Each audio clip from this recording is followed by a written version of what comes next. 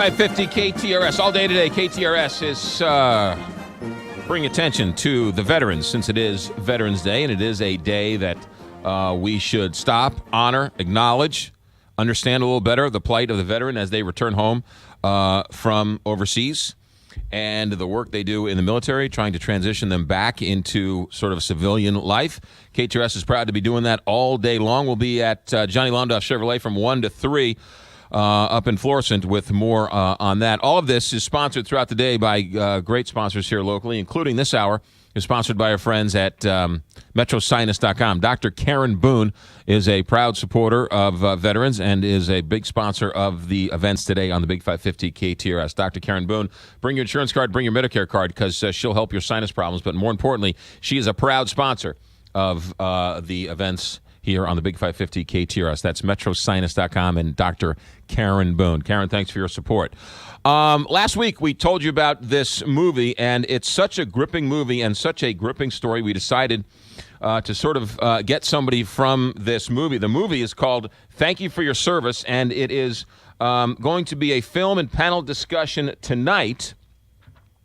It is tonight and tomorrow at Faith Family Church in Shiloh, Illinois. This is a movie that is getting a lot of Oscar buzz. It's a documentary. It's winning all sorts of awards in the film festival circuit and getting some Oscar buzz. And it is a true look at veterans and mental health and what we're doing and what we're doing about it. The movie is called Thank You for Your Service, and you can see it at Faith Family Church tomorrow.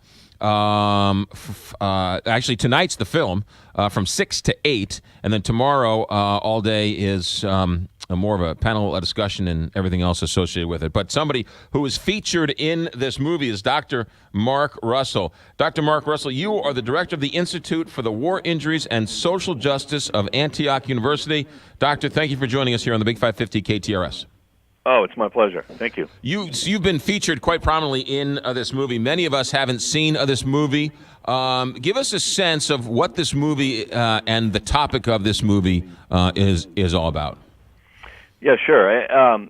It's really a first time ever look inside the military and how we prepare to go to war, and essentially the systemic neglect of mental health. And so we hear from our top leaders, from the Secretary of Defense and Joint Chief of Staff and other general-level officers who are, candidly admitting that, we failed to adequately prepare for this war as we had in previous wars when it comes to the mental health needs of veterans and their family members.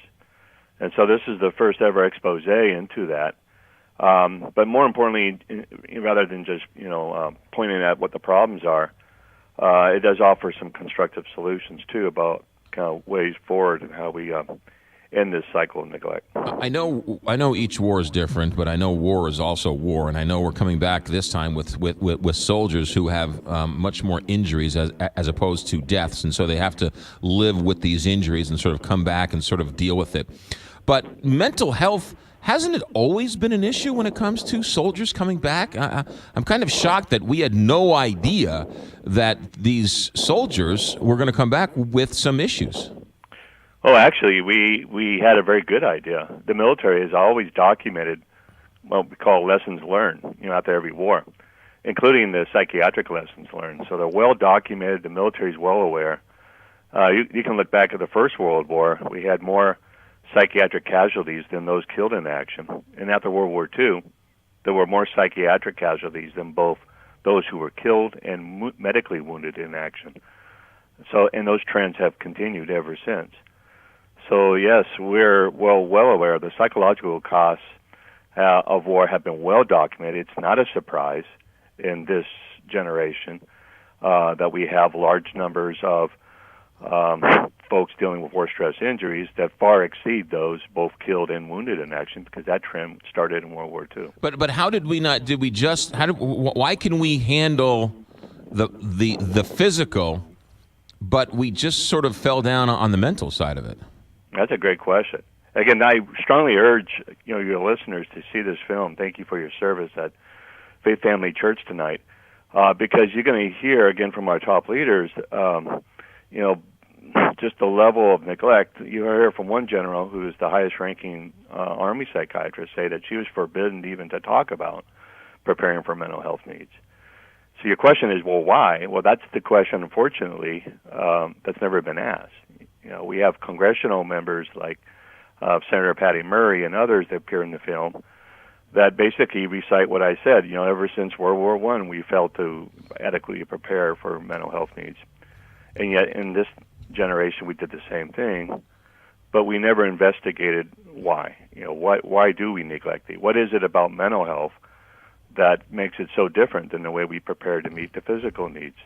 How much of it is it, Doctor, that the big bad soldier is rough and tough and manly, and I don't have any injuries, and by golly, I'm going to fight through the pain, and I can do this, and if I work harder and struggle more, I can get through this, and while that's great for the physical, the mental side needs something different. Well, it's a lot to do with it. Our ideas in general about mental health, this is both outside and within the military, and issues around stigma are things that really help reinforce reasons why we don't pay attention to mental health as much as we do physical needs. But that being said, the military knows that this is one of the top readiness issues that the military is facing, which is how do we deal with mental health? And then on the government side, we're paying exceedingly amount of disability pensions for folks who have war stress injuries. So it behooves us to get behind and start looking at the questions you raised, which is how do we dealing with stigma and the barriers to care, and really trying to move mental health or understanding of mental health into the 21st century, as opposed to kind of more medieval ideas that only the weak or the vulnerable succumb to mental health. One of the things I think most Americans just cry over when they see homeless veterans.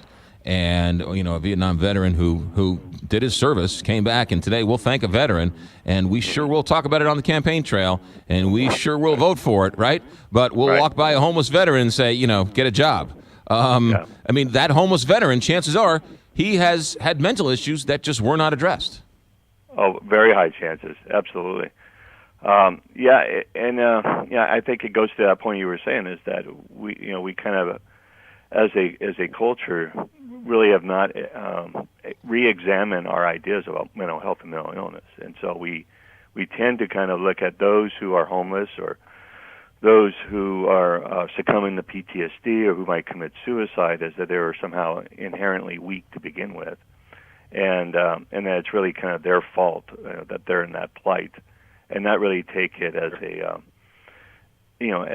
scar on our social conscience that this is our fault as a government, as a people.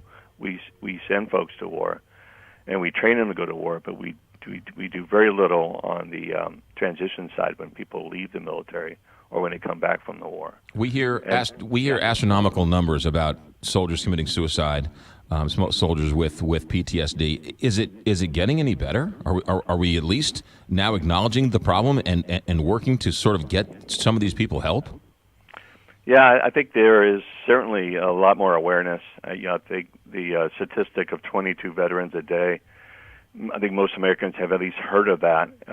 Many, are sympathetic, but unfortunately, very few actually experience it because less than 1% of the population has served. So it affects people personally in a very low level. Except as a society, we're aware of it. And there are more programs, there are hotlines. The military is certainly doing, I think it can to get behind this, as the VA is. But, as far as the actual numbers goes, I think there's some trends that show that there's been a decrease somewhat in the military side of suicides. But I'm not sure, when people leave the military, that the statistics are much better. Yeah. And this might surprise some of your listeners, but that the rate of suicide amongst the veteran populations is actually highest in the World War II and Korean generation right now. So wait a minute. Say that again. You're saying that veterans from World War II and Korea, their suicide rates are going up now? Yeah, if you look at cohorts, amongst the different war cohorts from World War II, Korea, Vietnam, and the current generation, the rates of suicide are actually highest in the older veteran generations right now. So that 22 veterans a day killing themselves that statistic is not only about those coming back from Iraq and Afghanistan. That includes veterans from other wars. So all these years later, they're still dealing with it. Absolutely. Yeah, and those folks have, you talk about stigma and you talk about the lack of understanding of mental health. It was, tenfold back, when Right. people came back from World War II and Korea and Vietnam. So our understanding now of mental health we should be showing now in 21st century, 180-degree improvement in how we deal with mental health compared to how we deal with it in Vietnam and World War II. And the fact is, we haven't. We have the same level of neglect and essentially the same level of stigma around mental health as we did back in the 1940s. Dr. Mark Russell is our guest. The movie is called Thank You for Your Service. It's going to be out in movie theaters later on in the year. It's winning all sorts of awards. A special showing tonight at Faith Family Church in Shiloh, Illinois. It starts at 6, goes through 8:30, and then there's a panel discussion afterwards. And then all day tomorrow, there's all sorts of things to help veterans. Is that correct? It is. So the Operation HonorNet.net is the website, and so they're putting on the film tonight, and there'll be a little bit of panel, but tomorrow will be an all-day discussion about what are some solutions, how do we end this cycle of neglect and self-inflicted crisis. The church is Faith Family Church on Greenmount Road in Shiloh, Illinois. The movie is called Thank You for Your Service, tonight at 6 o'clock, and then tomorrow all day. To find out more, OperationHonor.net, OperationHonor.net, and Dr. Mark Russell, you are featured prominently in this award-winning documentary. Doctor, thank you for your service, and thank you for your insights. Good stuff today. Thank you. Appreciate it. You got it. 921 here, Big 550.